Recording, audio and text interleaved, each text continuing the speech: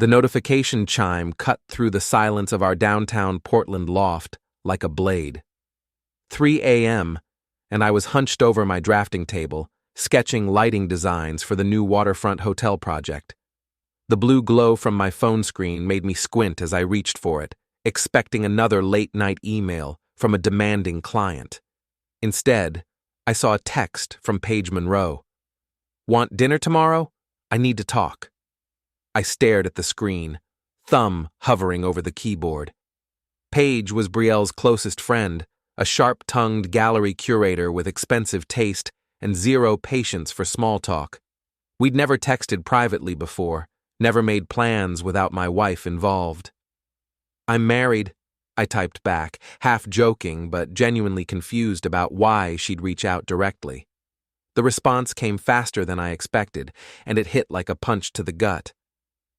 "That didn't stop your wife from meeting my partner." I stared at the screen, shocked, frozen, not knowing what to do next. The words blurred as I read them again, then a third time. My hands started shaking, the phone nearly slipping from my grip. Damian Frost, Paige's partner of 3 years, the cocky lighting supplier who'd been undercutting my commercial projects around the city. The same guy who'd been consulting with Brielle on the nonprofit's upcoming gala lighting design.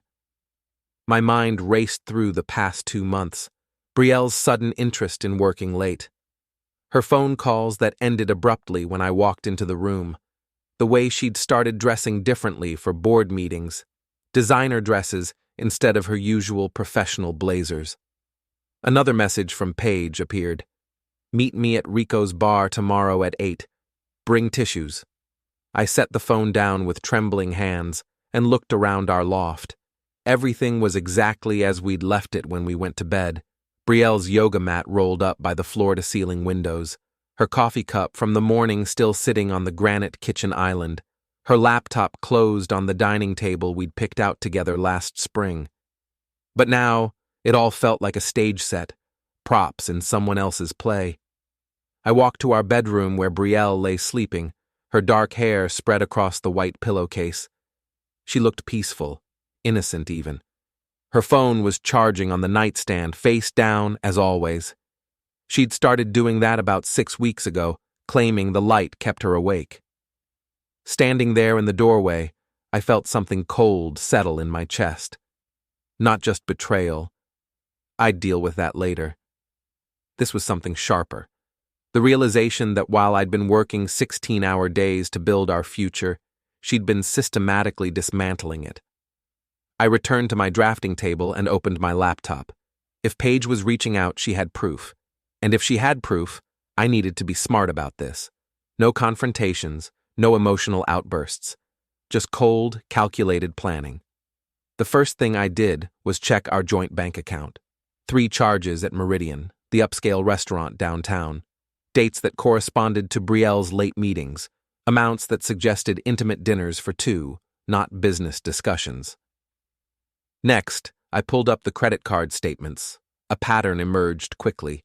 Charges at hotels during lunch hours, expensive lingerie purchases I'd never seen, gas station receipts from across town where Damian's warehouse was located. By sunrise, I had a timeline. By the time Brielle's alarm went off at 7, I had a plan. "You're up early," Brielle said, padding into the kitchen in her silk robe. She looked beautiful as always. The kind of effortless beauty that had caught my attention at a charity auction 4 years ago, back when I thought we wanted the same things. "Couldn't sleep," I replied, not looking up from my coffee. "Big presentation today." She kissed the top of my head and I fought the urge to pull away. Her perfume was different, something expensive and unfamiliar. "I might be late tonight," she said, pouring herself coffee. "Emergency board meeting about the gala budget." "On a Thursday?" "Donor drama. You know how it is." She smiled, but it didn't reach her eyes. "Paige is helping with the venue logistics. We might grab dinner after to decompress." The lie came so easily. I wondered how many others I'd swallowed without question. "Sounds stressful," I said. "Need me to pick up anything for dinner tomorrow?" Actually, I'm having lunch with my sister this weekend. Girls' weekend, remember? Another lie. Her sister lived in Seattle and was 8 months pregnant. We'd talked about visiting next month, but Brielle had been putting it off. After she left for work, I called my lawyer, Janet Morrison. We'd used her for the business incorporation 2 years ago, and she'd impressed me with her thoroughness. I need to protect my assets, I told her over the phone. My wife is having an affair, and I want to file for divorce, but I need to do this right. How certain are you about the affair? Very. I have bank statements, credit card records, and a witness. Good. Don't confront her yet. Document everything, but don't do anything that could be construed as harassment or stalking. And Lucas, start separating your finances immediately. Close joint credit cards, move money from joint accounts to individual ones. Do it today. I spent the morning doing exactly that. By noon, I'd transferred our savings to my business account, canceled the joint credit cards, and changed the passwords on all our shared accounts. Legally, it was my right. Everything was in my name originally, added to after we married. Then I drove to Rico's bar to wait for Paige. Rico's was the kind of place where Portland's art crowd went to feel edgy without actually being in danger. Exposed brick walls, craft cocktails, and an owner who looked like he could bench press a small car but quoted poetry while mixing drinks. Paige arrived exactly at 8, looking like she'd stepped out of a fashion magazine despite the circumstances. Tall, blonde, wearing a black dress that probably cost more than most people's rent. "You look like hell," she said, sliding into the booth across from me. "You look like you're going to a funeral." "I am. The funeral of my 3-year relationship and your 4-year marriage." She signaled Rico for a drink. "How much do you know?" "Enough. Bank statements, credit cards, the works. You?" She pulled out her phone and slid it across the table. The screen showed a text conversation between her and Damian from 2 days ago. Damian: "Can't wait to see you tonight. Brielle's working late again." Paige: "At least someone's getting lucky. When are you going to tell her about us?" Damian: "Soon. Just need to finish the lighting contract for her nonprofit first. Don't want to mess up that commission." My stomach turned. "How long?" 2 months that I know of. Probably longer." Paige's voice was steady, but I could see the anger in her eyes. "I found hotel receipts in his jacket pocket last week.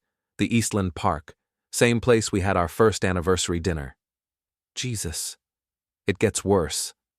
She swiped to another conversation. "Look at this." This time it was between Damian and Brielle. Brielle: "Lucas is getting suspicious. He asked about my sister."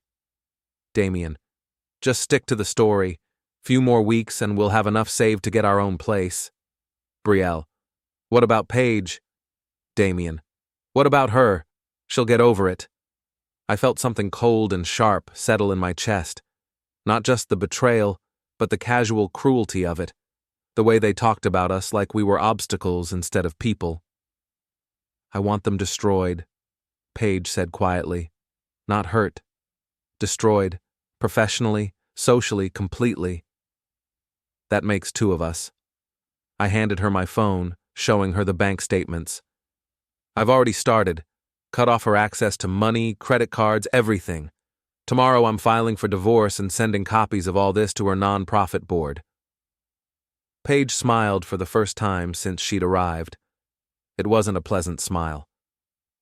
"The board includes Margaret Dobson, old Portland money. She donated $50,000 to the gala specifically because she liked Brielle's moral character." Paige's smile widened. "Margaret doesn't like being made a fool of." "What about Damian?" "Leave him to me. I know every gallery owner, artist, and supplier in the city. By the time I'm done, he won't be able to sell a light bulb in Maine." We spent the next hour planning. Not revenge, justice. There's a difference, and we were careful to stay on the right side of it. The next morning, I was in my warehouse office when my assistant Eli burst through the door. "Boss, you need to see this." He was holding his phone, grinning like he'd won the lottery. The screen showed Brielle's LinkedIn profile. Her employment status had changed from event coordinator at Portland Community Foundation to seeking new opportunities. "Check the foundation's website," Eli said. I pulled it up on my computer. There, under recent news, was a brief statement. "The Portland Community Foundation has accepted the resignation of events coordinator Brielle Knox, effective immediately. Margaret Dobson will oversee the upcoming gala planning." My phone rang, Brielle's name on the caller ID. "Lucas, we need to talk." Her voice was tight, controlled. "Can you come home?" "I'm working. This is important. It's about us." 20 minutes later, I walked into our loft to find Brielle pacing by the windows. She'd changed from her work clothes into jeans and a sweater, her hair pulled back in a messy bun. She looked younger, vulnerable. It was probably calculated. "They fired me," she said without preamble. "Someone sent the board photos of me and Damian, at restaurants, hotels. They're calling it a violation of the moral conduct clause." "That's terrible," I said, sitting down on our couch. "Who would do something like that?" She stared at me. "You tell me." "I have no idea what you're talking about." "The bank accounts, Lucas, the credit cards, all frozen this morning." "Oh, that." I leaned back, studying her face. "I moved our money to my business account. Seemed like the responsible thing to do, given the circumstances." "What circumstances?" "Your affair with Damian Frost." The words hung in the air between us. Brielle's face went through a series of expressions: surprise, denial, calculation, and finally, defiance. "I don't know what you think you know. I know you've been sleeping with him for 2 months. I know you've been using our joint account to pay for hotel rooms and dinners. I know you lied about your sister, about work meetings, about everything." I pulled out my phone and showed her the bank statements. "I also know you two were planning to move in together once you'd saved enough money." Brielle sank into the chair across from me. For a moment, she looked genuinely shocked that I'd figured it out. "How?" "Paige told me. Turns out Damian's not as smart as he thinks he is." "Paige?" Brielle's voice rose. "She's the one who sent those photos to the board?" "Among other things." I stood up, walking to the kitchen island where I'd left the divorce papers Janet had drawn up. "I'm filing for divorce. No fault, clean split. You can keep your car and your personal belongings. Everything else stays with me." "You can't do this." "I already did. You have 30 days to find a new place to live." Brielle stood up, and for the first time since I'd known her, she looked genuinely desperate. "Lucas, please, we can work this out. It was a mistake, a stupid mistake. Damian doesn't mean anything to me." "But I don't mean anything to you either. That's the problem." "That's not true. You were planning to leave me anyway. I just made it easier." She tried a different approach, moving closer, her voice softening. "Baby, you're hurt. I understand that. But we have 4 years together. That has to count for something." It did count for something. It taught me what I don't want in a partner. The mask finally slipped. Brielle's face hardened, and I saw the person she really was underneath the charm and beauty. "Fine. But you're not getting away with this. I'll fight you on everything, the house, the business, all of it. I gave up career opportunities for you. I deserve half of everything you have. Good luck with that. Check the prenup." Her face went white. We'd signed it before the wedding, a simple document that kept our individual assets separate. At the time, she'd laughed about it, said it was romantic that we trusted each other enough not to need it. "You bastard." "No, Brielle, I'm just not an idiot." She left that afternoon, taking 2 suitcases and her car. I changed the locks as soon as she was gone. The next few weeks were a master class in how quickly a social circle can turn. Portland's nonprofit and arts community was smaller than people realized, and news traveled fast. Paige had been busy. She'd not only ended things with Damian but made sure everyone knew why. Gallery owners stopped returning his calls. The lighting suppliers he'd partnered with found new distributors. His biggest client, the Portland Art Museum, canceled their contract after reassessing their vendor relationships. Meanwhile, Brielle discovered that losing your job and your reputation simultaneously made finding new employment difficult. Margaret Dobson had a long memory and an extensive network. Word spread that Brielle Knox was unreliable and had questionable judgment. I should have felt satisfied.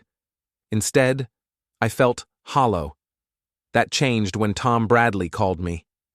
Tom had been my best friend since college, the best man at my wedding, godfather to the business I'd built from nothing. We'd had dinner together every month for 6 years. Our wives had been close, our lives intertwined. "We need to talk," he said over the phone. His voice was cold, formal. "Sure. Rico's tonight?" "My office. This is business." Tom's architecture firm occupied the top floor of a renovated warehouse in the Arts District. I'd designed the lighting for the space myself, back when we were partners in everything but name. He was waiting for me in the conference room, along with his wife Sarah and 2 other couples I recognized, mutual friends, people who'd been at our wedding, our housewarming party, every major event of the past 4 years. "Sit down, Lucas," Tom said. I remained standing. "What's this about?" "It's about what you did to Brielle." "What I did to her?" Sarah leaned forward. "She told us everything. How you've been controlling her money, isolating her from friends, threatening her job." I stared at them. "She's been having an affair for 2 months, with Damian Frost. I have bank statements, hotel receipts, photographs." "We know about Damian," Tom interrupted. "She told us about that too. She made a mistake, had a moment of weakness. That doesn't justify what you did." "What exactly do you think I did?" "You ruined her life," Sarah said. "Got her fired, destroyed her reputation, left her homeless and broke. All because she kissed another man." "Kissed?" I laughed, but there was no humor in it. "They were planning to move in together. She was stealing from our joint accounts to fund their relationship." "That's not what she told us," said Mike Chen, another friend from our circle. "She said you found some innocent text messages and went nuclear. Had her followed, hired a private investigator, the whole thing."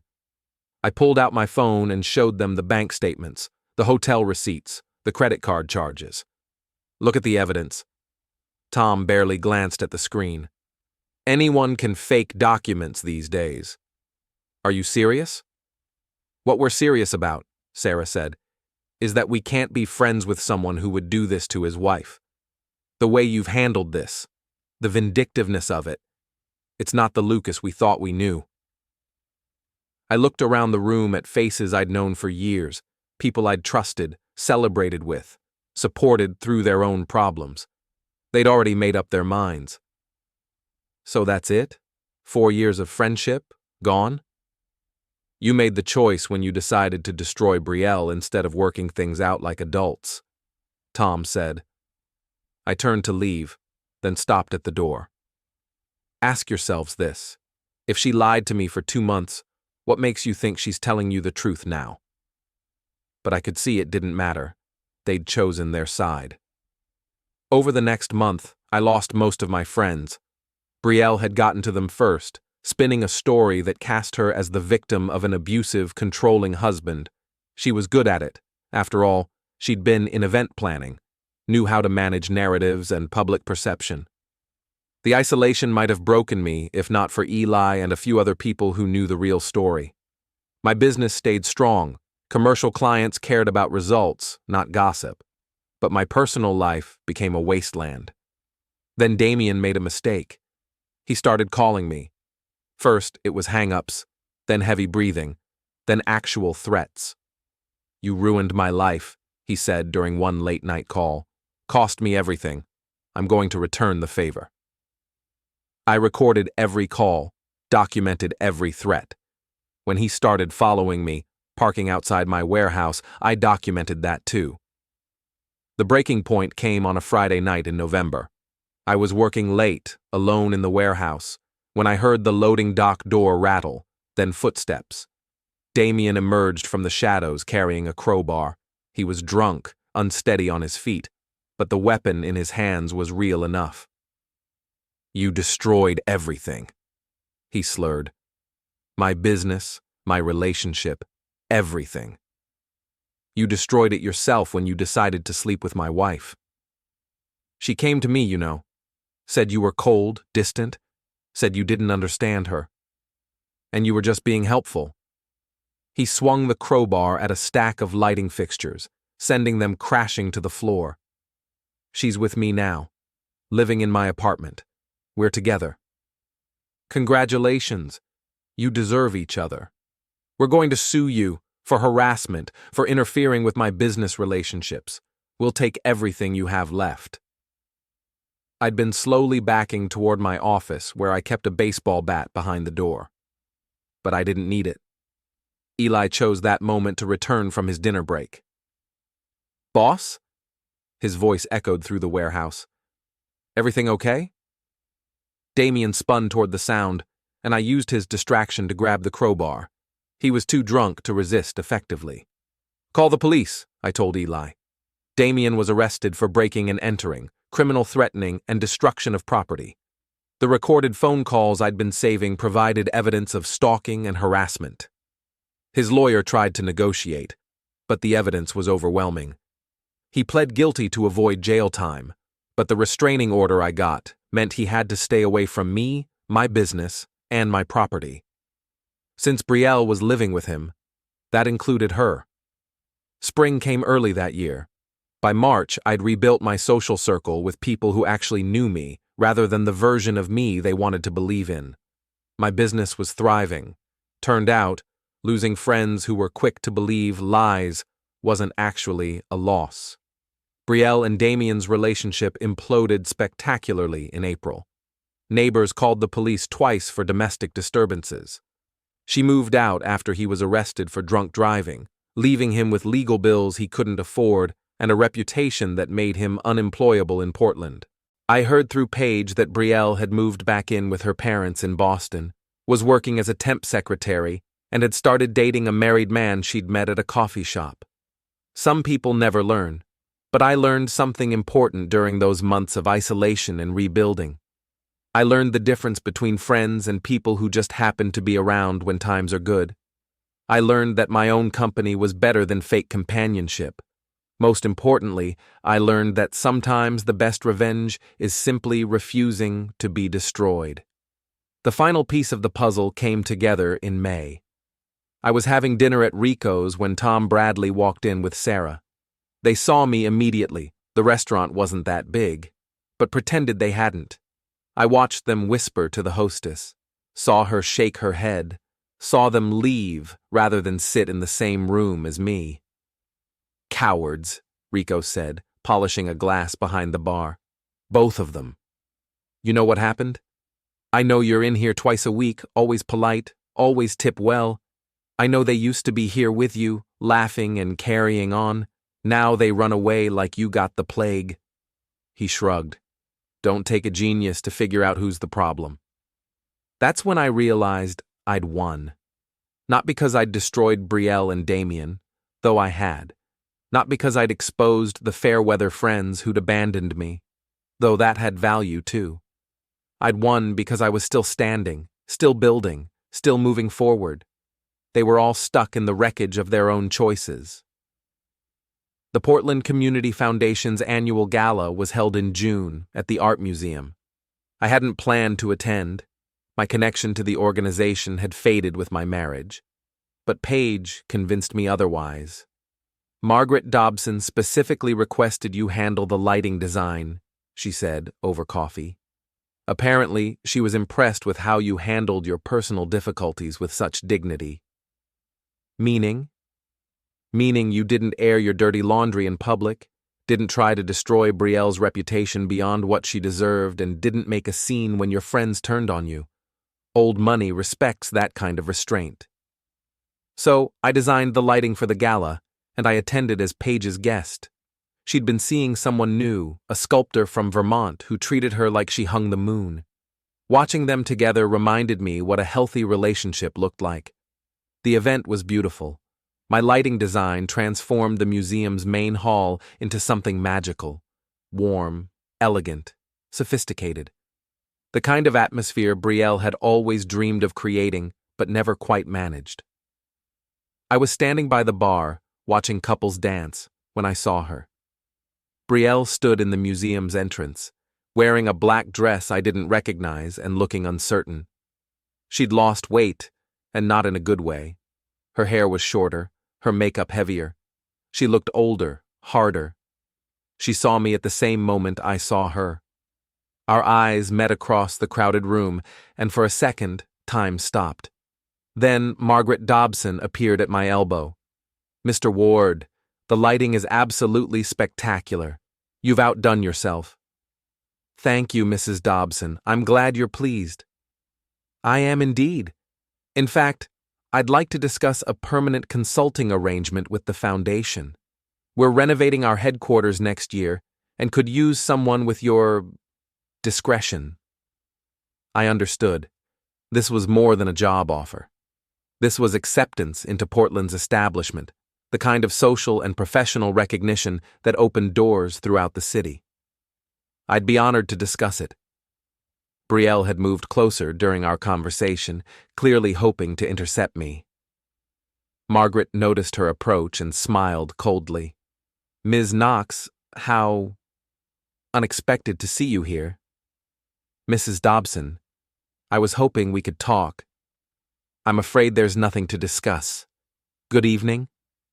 Margaret turned back to me as if Brielle had ceased to exist. "Shall we say lunch next Tuesday? My club?" "Perfect." As Margaret walked away, Brielle stepped closer. "Lucas, please, can we talk?" "I don't think that's a good idea." 5 minutes. That's all I'm asking." Against my better judgment, I followed her to a quiet corner near the museum's sculpture garden.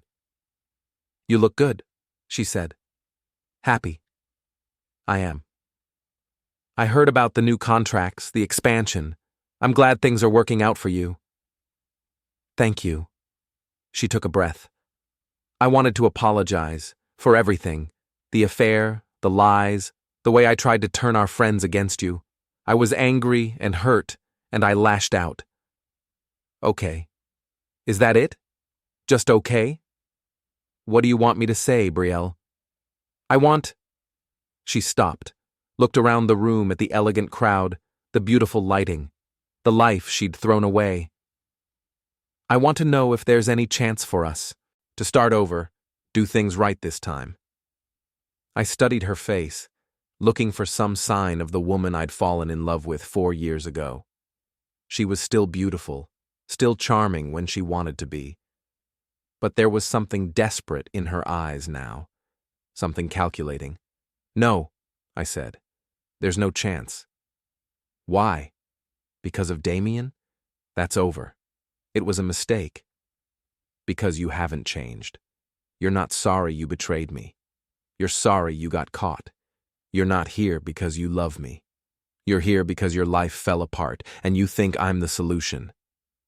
Her mask slipped just for a moment, and I saw the anger underneath. "So that's it? You get everything and I get nothing?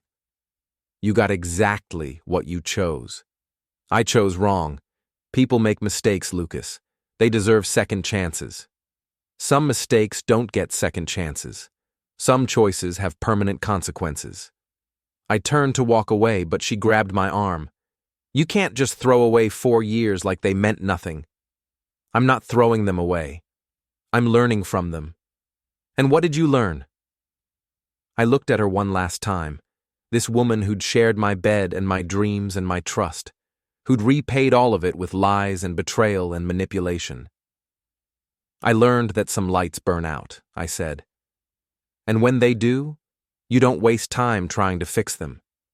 You just replace them with something better." I walked away, back to the party, back to the life I'd built from the ashes of our marriage. Behind me, I heard her call my name once, then nothing. Paige found me a few minutes later. "Everything okay?" "Everything's perfect." And it was. The lighting was flawless, The party was a success, and my future was brighter than it had ever been.